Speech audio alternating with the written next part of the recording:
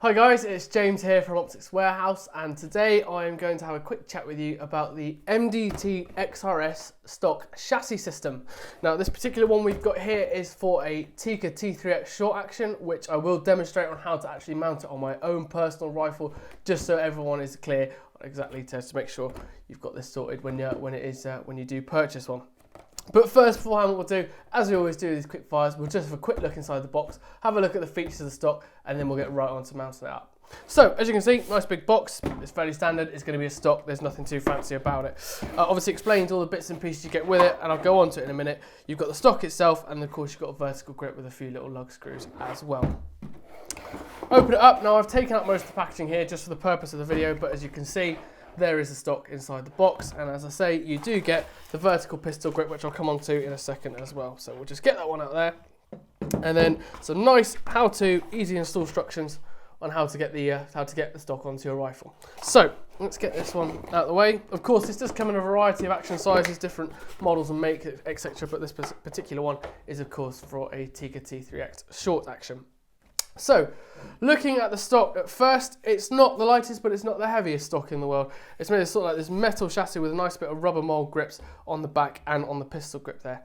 As you can see from the back on the butt pad, you've got a couple of spaces there. You can of course buy and of course take out these spaces here should you desire to. And then you've also got these two screws here so that you can adjust the actual height of the cheek there. So of course you can adjust the cheek and adjust the length of pull purely down for your desire.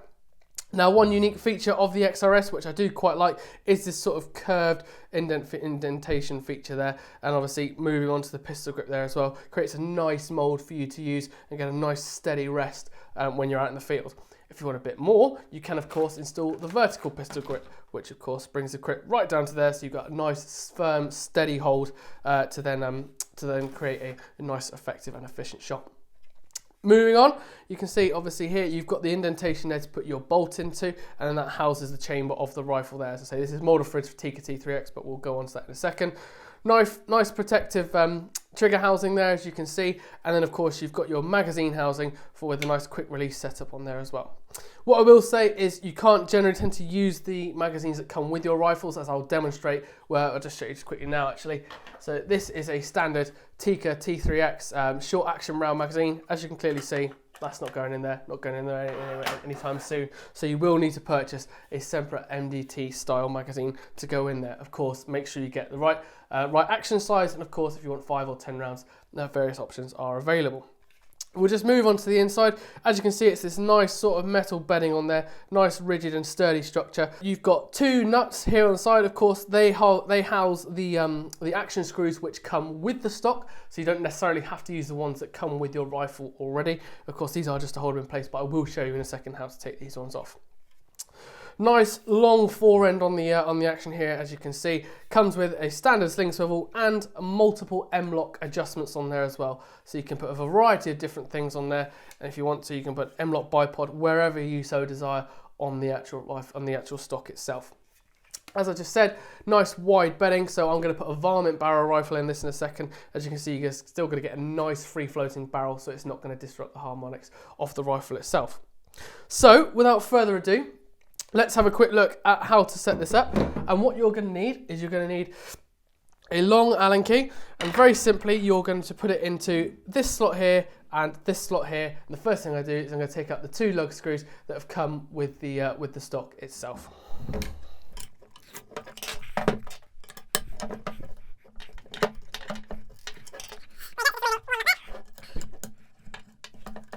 And the other nut there. As if I just drop this out here, you should see, there you go, that should just drop out there, there you go, take one there, so it just pushes out slightly, and there you go. So there's a nice little recess where you can actually just drop the action into there. So we'll just put that to the side for a second. Here we have a Tikka T3X. As you can see, it's a short action round. This is chambered in 204, so it's one of the shortest actions you can get. And all I'm going to do is I'm going to take the standard Tikka stock off of this one now.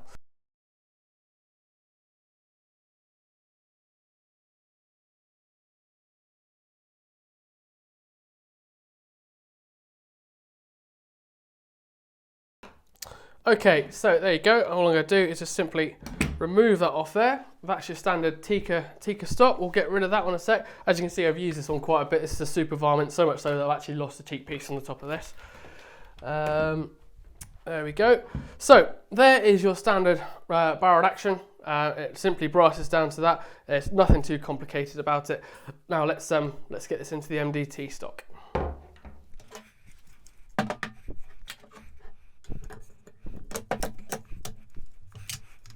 Okay, so what I'm going to do, so obviously at the moment I'm just holding the action into the actual stock itself at the moment, is you want to make sure that the barrel and the action are as far back as they possibly can be. That's why I'm using gravity here on my side. This is quite a heavy setup, so I'm just making sure that that is all secure there, just holding it round all the time.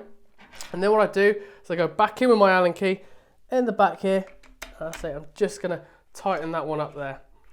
I say that should just screw into the action quite nicely. There you go. Just feel a little bit of bite. So I'll tell you what to torque it up to properly in a second. So that goes in there, into the front. As you can see, they designed the screws to go into the actual stock itself. So there you go. Now I've just basically fitted it to the actual stock itself. And as you can see, nice and simple, as I mentioned, with the varmint barrel, nice free floating there as well. Now, to actually make sure you've got this correctly torqued up, 60 pounds is the recommendation. So if you have got a torque screwdriver, obviously make sure you can get it torqued up correctly on that one. And then after 100 rounds, every 100 rounds, I just check the torque setting on it as well. But guys, it is that simple. As you can see here, I have very successfully moved my Tikka T3X from the standard stock to the MDT XRS. And just for reassurance, as you can see, this rifle is not loaded in any case of show or form. Just going to put the bolt in there, and it works absolutely perfect. Safety catch on, that's not going anywhere. Move it up, and away I go. That is now fit straight into the MDT XRS Rifle Stock.